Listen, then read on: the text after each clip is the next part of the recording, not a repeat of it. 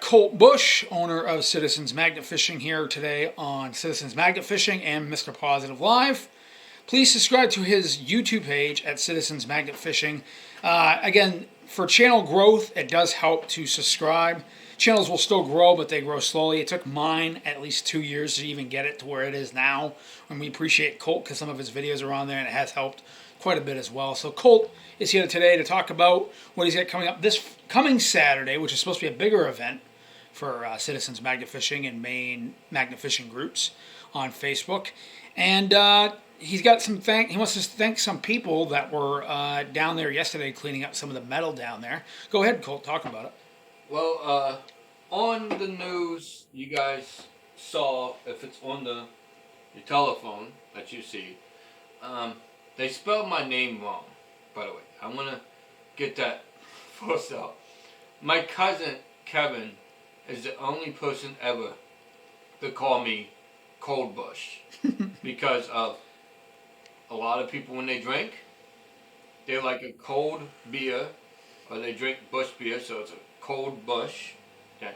So it's Colt Bush, by the way. It's a cool name, though. By the way, everybody asking me how I get it. It's not cars. There was actually I think Toyota made a car, Colt. It's not that, because that was popular when I was younger. It's not the gun. Corolla, yeah. It's not the beer. It's not the horse. It was actually Colt Seaver's the fall guy. And the Bush is spelled a little bit different from the beer, a little bit. Actually, it's the same. Oh, is it the same? Yep. I thought it was actually spelled a little bit different. Like the president, it's B-U-S-H. Mine is B-U-S-C-H.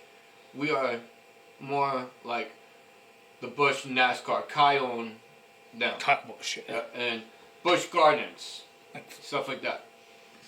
The people that actually make Bush beer, Anheuser. So, that's how we spell our name.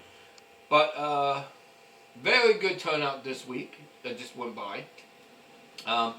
We did get a lot of grappling hooks stuck because there was actually wood down there that when you have a grappling hook and it has the sharp part, it actually will get stuck more. So I see a lot of people when they get grappling hooks, they actually take the metal sharp part off and it just makes it like a dead part. So it's easier to get off. Now, what do you want to tell people that are going to be going down this coming Saturday, what to expect for interviews and things like that? This week, it's going to be Channel 8 that's going to come out. Okay. I'm hoping that it's going to be a good one. It gives us very more exposure to finally cleaning up the waters in Maine, and like I said, the world, and everything. And like Cameron said on the video, he said, if you see somebody throwing that in, please tell them not to do that, because then the waters are dirty again. So the big thing is also to tell people, like we talked about littering and stuff like that, which is a huge thing right now, with how I should say it, like the outdoors and stuff, trying to keep them cleaned and, safe and stuff. What do you want to tell people out there, like you did last week when we were down there recording you guys? What do you want to tell people on when it comes to littering? Should there be a fine in Maine for people who litter? Yes, I think so. A lot of states are more strict than Maine is as far as, littering laws go.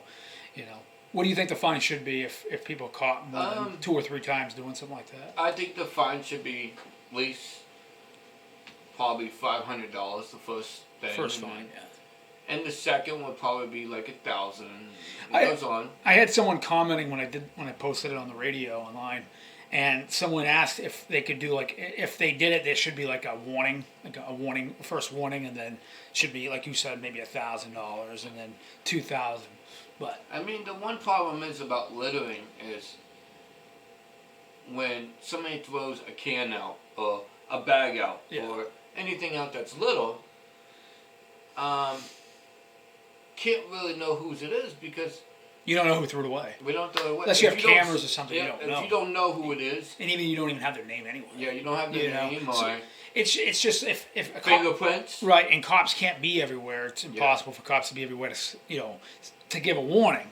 But for those who are throwing bikes in the rivers, I mean, some of the stuff that they caught last week would surprise you, and what you've caught over the last year of doing magnet fishing, it's just crazy what people throw away.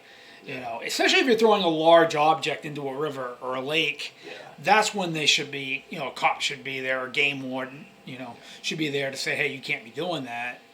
Take it to a junkyard or something, or a dump place. Well, I mean, the one thing I do appreciate it a lot is the people are really sad that these waters are getting dirty, and people are getting upset about it. So we're trying to clean the waters up as much as we can. We did find actually 3 bikes attached to each other. It was the frames. And one of them is actually a West Coast chopper bike frame, in which I remember probably in the 2000s, earlier 2000s, they were really popular. And they were all, the inner tube was actually attached to all 3 of them and tied together in a knot. So 3 bikes attached together was a pretty cool find. Thumbs up to John. He's the one that actually got it, and then I hooked up and helped him with it.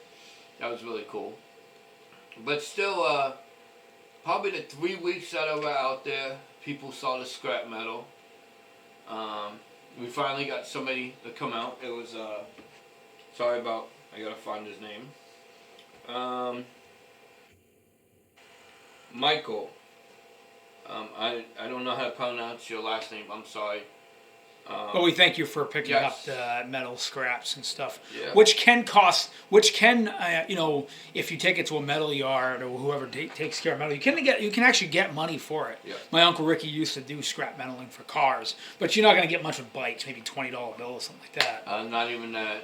Maybe $12 if you're lucky. Well, you gotta think the bikes that are in there, the metal is like this, but inside it's hollow. Yeah. So. And a lot of it's rotted, and a lot of it's probably from 20 years ago. A lot of those bikes that were in there, And you guys found a lot of scooters this past week. I think you found 2 scooters. One of them, I think 3 or 4. Yeah, and then over the last. Now, how long have you been working in the Westbrook area? Has it been 3 or 4 weeks now? 3 or 4 weeks now. The first day, Chris was not with me. My cameraman, Mr. Positive Live, wasn't.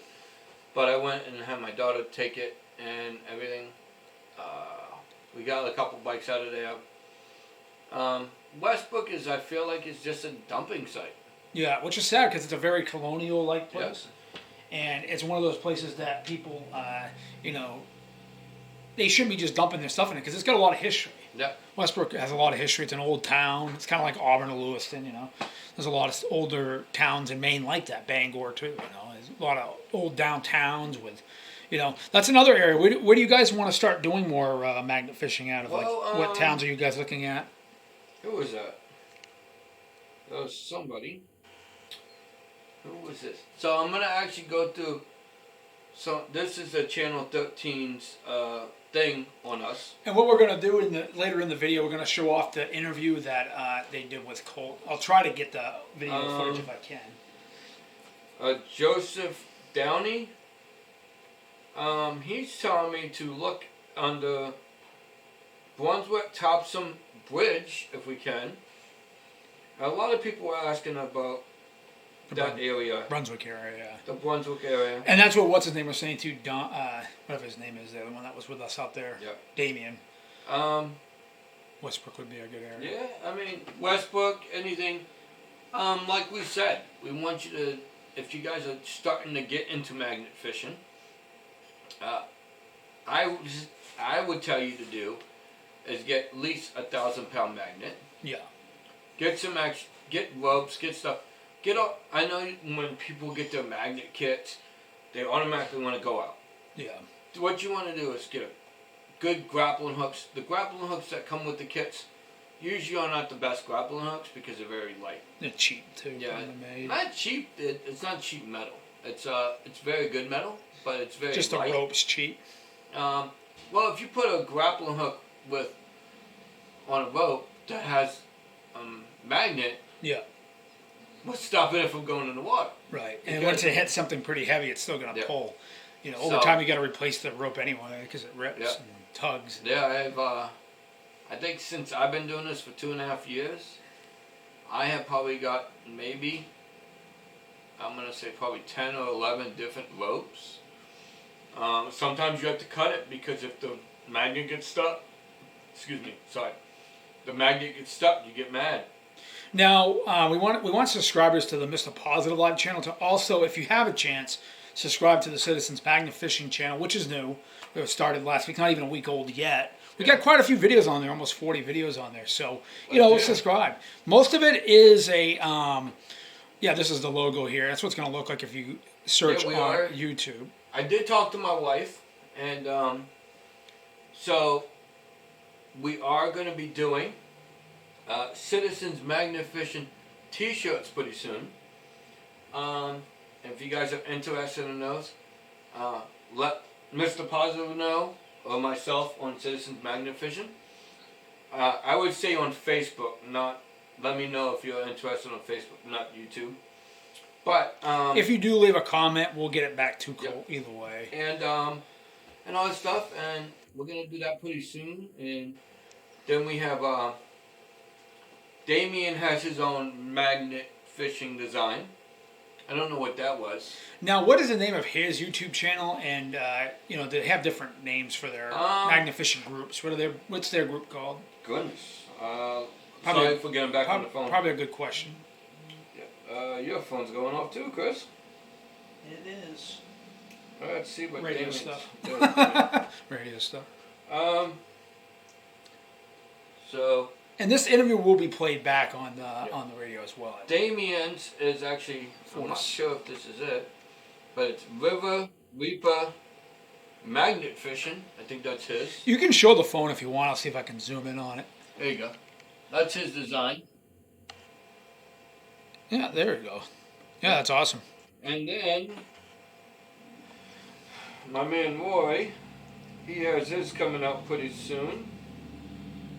I think. Where's his? Oh, I don't got his. I'm sorry. He does have a really cool design coming out. Everything. And as you can see here on this monitor next to him, this is what his logo will look like once it's on a t-shirt. It's pretty cool. It's got like a lightning rod, stuff like that. And soon, I know people have told me this. You have a website too, Cole. I am actually going to be doing a tattoo soon. When I get enough money, I'm actually going to get a tattoo. And I'm probably going to get it right here or somewhere on my arm. That logo. That'd be cool. Not that logo. It's actually going to be a magnet.